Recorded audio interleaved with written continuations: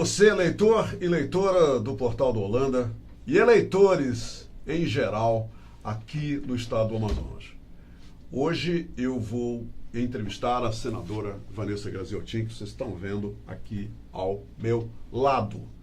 E eu quero desde já agradecer pela companhia de todos vocês e eu espero francamente que eu seja inspirado para fazer para a nossa senadora as perguntas que você gostaria que, estando aqui no meu lugar, você gostaria de fazer. Então, desde já, que bom que você está com a gente e prepare-se, porque eu vou entrevistar uma pessoa que você pode dizer o que quiser dela sobre a sua carreira política, mas tem uma coisa que é impossível que qualquer pessoa fale e que qualquer pessoa não perceba sobre a candidata e nossa senadora Vanessa. Ela é uma pessoa determinada, ela é uma pessoa de opinião e nas suas opiniões, por elas, ela não arreda o pé. Eu nunca vi ela agir de outra forma.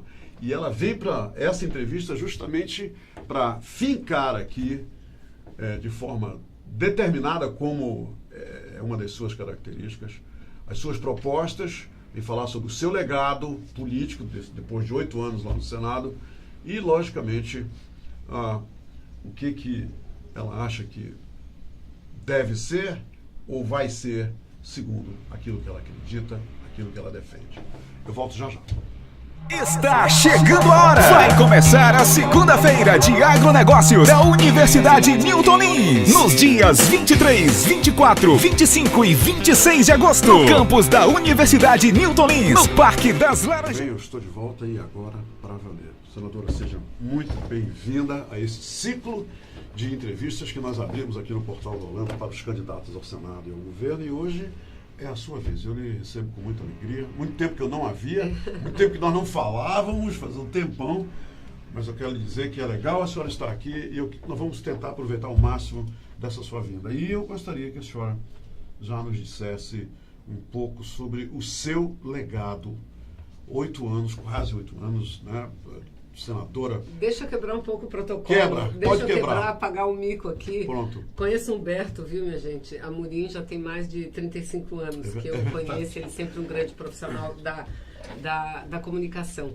E eu cheguei aqui, eu já sabia quem ele... Já sabia, mas eu cheguei aqui e disse, Humberto, você é o pai da Vivian, né? Ele disse, sou. Eu falei, pois é, agora não é mais Humberto Amorim, é o pai da Vivian.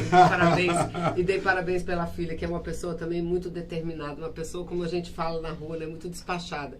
Parabéns, viu? Ela puxou, eu acho que o talento do pai. E é um orgulho para todos nós, amazonenses, ver todo dia Vivian Amorim, né? Com aquela presteza dela, com aquele talento na televisão. Então, parabéns, viu, Humberto? Daqui para frente se acostume. Não é mais Humberto Amorim, não é o pai da Vivian, viu? Como em determinado tempo em nossa vida, desculpa, a gente sempre acaba vale virando o pai, né? Vale a pena falar isso, sabe por quê? Porque eu admiro muito as mulheres que são fortes, as mulheres que buscam o seu caminho. E valorizo porque eu sei o quanto ainda é difícil para nós mulheres viver nessa sociedade, para qualquer mulher onde quer que ela esteja ela na fábrica do distrito industrial, seja ela professora, seja ela cobradora do transporte coletivo, o que for, seja no parlamento onde eu estou, é tudo muito mais difícil, né? Porque infelizmente nós vivemos ainda numa sociedade marcada pelo machismo. Hoje eu recebi de um amigo muito cedo um WhatsApp, uma notícia de que em Parintins uma garota foi encontrada morta, uma garota de 14 anos de idade e que parece que foi violentada e estuprada, né? Então eu fiz questão de, antes de falar do meu legado, de falar isso como forma até de homenagear todas as mulheres lutadoras e guerreiras do nosso estado do Amazonas. Eu não falei que ela é determinada? Vocês viram? Vocês viram só? Muito bem. Vamos voltar à minha entrevista. Vamos lá para o legado. Senadora, o seu legado depois de 8 anos no Senado. Então, o que a senhora menciona? Muito importante. Eu estou andando na rua já em campanha, falando com as pessoas e dizendo o seguinte, olha, é importante que vocês vejam, que vocês procurem conhecer melhor o candidato, principalmente se ele é parlamentar, não é? E eu digo, olha, de minha parte eu tenho um mandato transparente. Podem, e faço questão que entrem na página do Senado, veja qual é o percentual de presença da senadora no parlamento, qual o número de projetos que ela apresentou, quantos dos seus projetos se transformaram em leis, não é?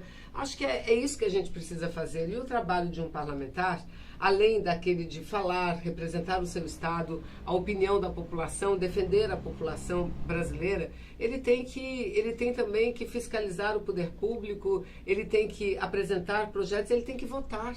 Então, na hora que ele vota qualquer projeto, ele está tomando uma posição, ele está assumindo um lado, não é?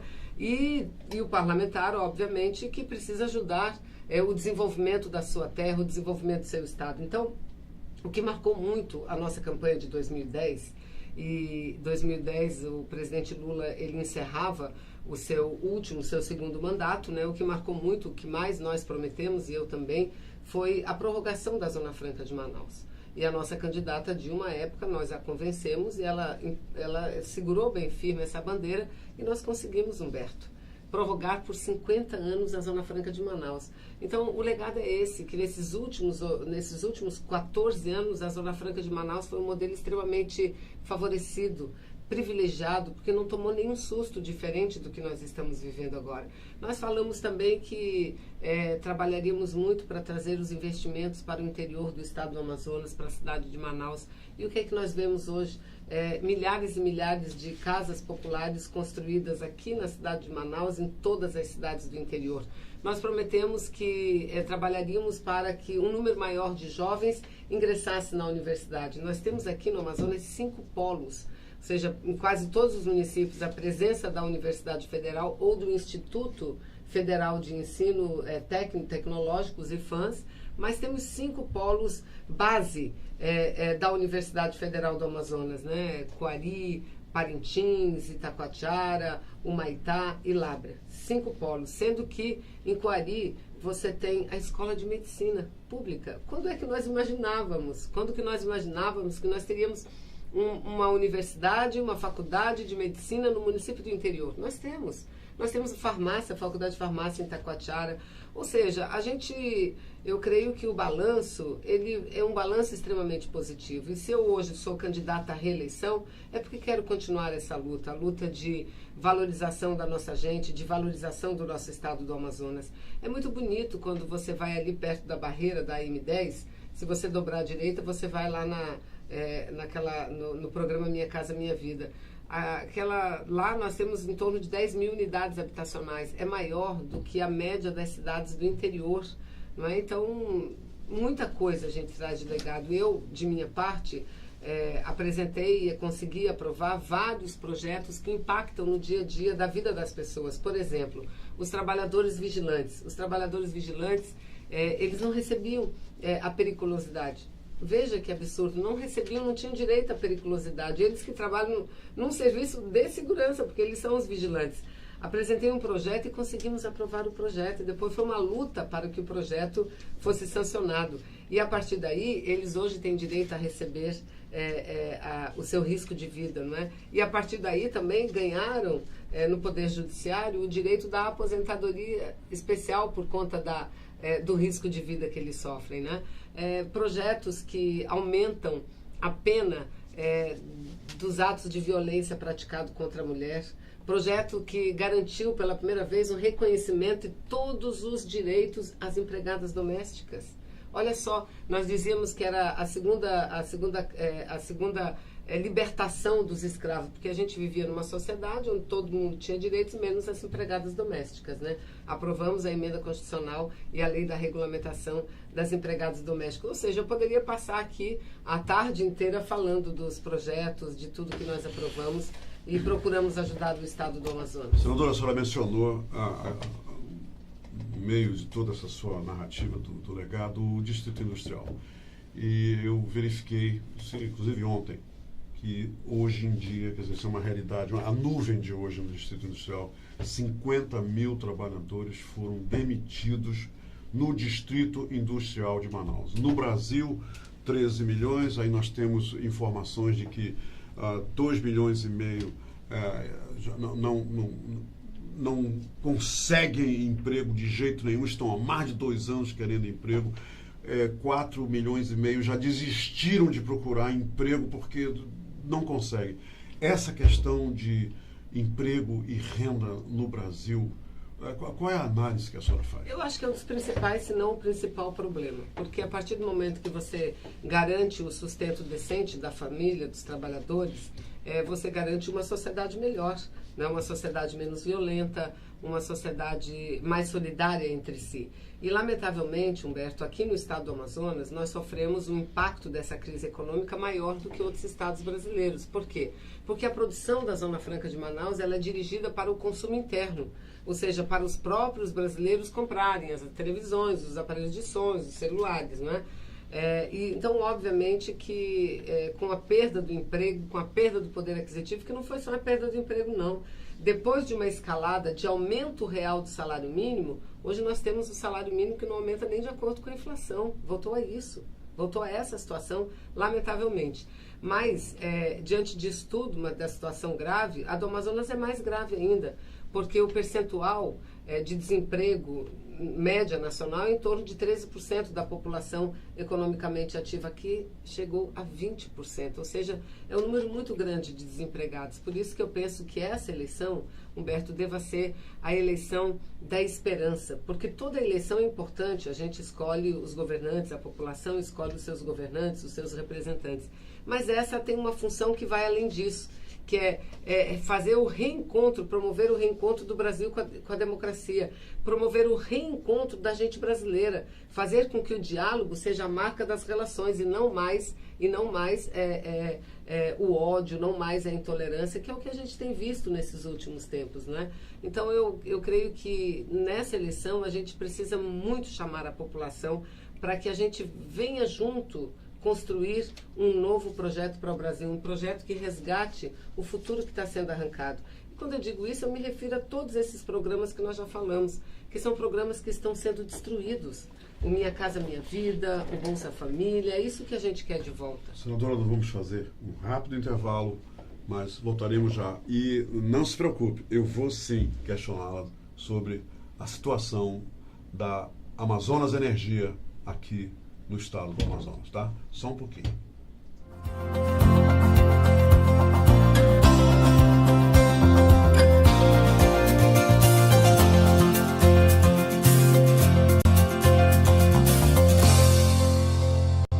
Muito bem, nós estamos de volta para continuar entrevistando a senadora Vanessa Graziotin, que está novamente se colocando à disposição de todos os eleitores no estado do Amazonas para um novo mandato no Senado Federal. Senadora, várias pessoas, ao saber que eu estava entrevistando os candidatos ao Senado, aproveitaram para me pedir, amigos e até desconhecidos, a sua posição sobre essa questão da Amazonas Energia, porque a senhora tem uma ligação histórica com o setor elétrico no estado do Amazonas, e a grande preocupação hoje dessas pessoas tem a ver, primeiro, com o prazo fatal, dia 26 de setembro. Né? Se vai haver privatização ou não, porque estão protelando, ou é hoje, amanhã, é depois, e estão empurrando isso para frente. E há uma preocupação geral sobre isso. E se isso vai trazer algum tipo de benefício concreto para a população, para os funcionários, ou a história do prejuízo geral para todos é o que vai vigorar? Então, Humberto, primeiro eu quero dizer que com muito orgulho eu fui partícipe da luta que não permitiu com que a Amazonas Energia já tivesse sido privatizada, porque o primeiro leilão estava marcado para o dia 26 de julho e foi marcado com muita antecedência. Só que para que essa privatização ocorresse, um projeto de lei tinha que ser aprovado no Parlamento brasileiro. Então foi uma medida provisória editada por Michel Temer para facilitar e permitir a privatização da nossa Amazonas Energia, e nós conseguimos fazer com que ele fosse enterrado. Nós criamos tanta confusão, mostramos que era a medida provisória da privatização, que o governo não conseguiu aprovar. Na sequência, colocou um projeto de lei em regime de urgência, está lá parado. E eu vou dizer aqui o que eu já disse lá, esta nossa empresa pública de energia não será privatizada agora em setembro. Não será. Felizmente. Por quê? Porque nós não aprovaremos essa lei até setembro. Que não dá para aprovar um projeto de tamanha magnitude que fala sobre a vida e o futuro das pessoas dessa forma assodada, sem um debate. E mesmo porque a análise que nós fazemos da privatização é que ela só tem pontos negativos, não tem pontos positivos. Gerar energia elétrica no Amazonas, distribuir energética do Amazonas, significa prejuízo, porque há uma diferença muito grande entre o custo da produção e distribuição daquilo que é cobrado pelo consumidor. Hoje, segundo dados da Amazonas Energia, cada megawatt custa para ser produzido e distribuído em torno de R$ 1.200, R$ 1.250. A população é cobrado em torno de 250, 260, ou seja, o Estado brasileiro tem que subsidiar. Então, como é que numa atividade tão deficitária, uma atividade fundamental, essencial como a geração de energia, porque energia é o quê, Humberto? Energia é saúde, energia é educação, energia é tudo. Sem energia você não faz nada. Como é que o Estado quer passar para a mão de iniciativa privada? Porque qual é o objetivo da iniciativa privada? O lucro. Aí eu pergunto, quem é que vai querer investir lá em Apuí? Quem é que vai querer investir em Guajará?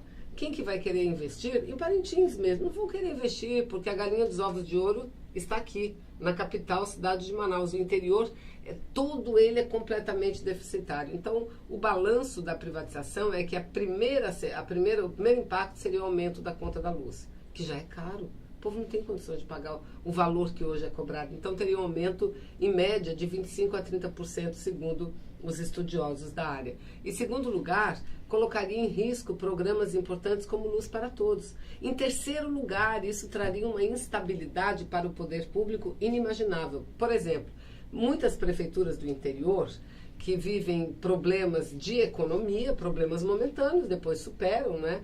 A arrecadação caiu por alguma razão, eles geralmente atrasam o pagamento da conta da luz, né? E a empresa pública vai segurando, até que ele vai lá e paga. Eu pergunto, se a empresa for privada, ela vai suportar o atraso do pagamento da conta da luz? Não vai.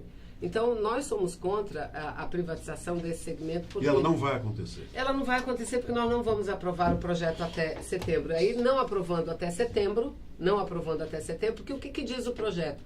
Há um grande déficit, eu não posso contar porque eu demoraria muito falando, há um grande déficit, uma grande dívida da Amazonas Energia. A maior parte dessa dívida, ela foi formada a partir do ano de 2016. Repare, quando o Temer assumiu o poder. De 2016 para cá, ela vem acumulando um déficit, uma dívida estrondosa. Por quê? Porque houve uma mudança em relação ao subsídio dado por parte da ANEEL, que é a Agência de Energia Elétrica.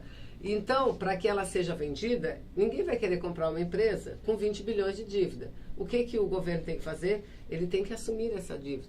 E como é que ele está propondo no projeto de lei? Parte da dívida a população paga e outra parte da dívida o Estado assume. O Estado é a população também, porque ele vai usar o dinheiro do orçamento.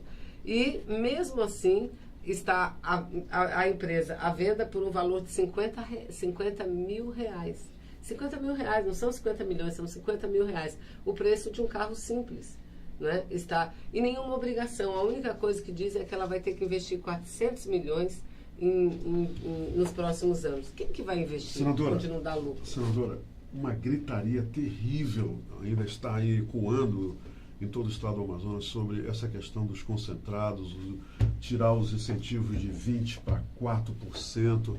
Já foi aprovado no Senado e agora está esperando a manifestação do Congresso. O que vai resultar disso, na sua opinião? Então, eu dizia aqui no começo que a gente passou 14 anos sem nenhum susto. A Zona Franca de Manaus progredindo, a Zona Franca de Manaus avançando, novas indústrias, a prorrogação, num governo que eu sempre apoiei, que tinha um compromisso conosco. Bastou menos de 2 anos desse governo Temer para, na primeira oportunidade, ele atacar a Zona Franca. O que ele está fazendo conosco é uma crueldade sem tamanho. Na calada da noite para o dia, assinou um decreto retirando todos os incentivos do segmento de produção de refrigerantes, que você diz, dos concentrados.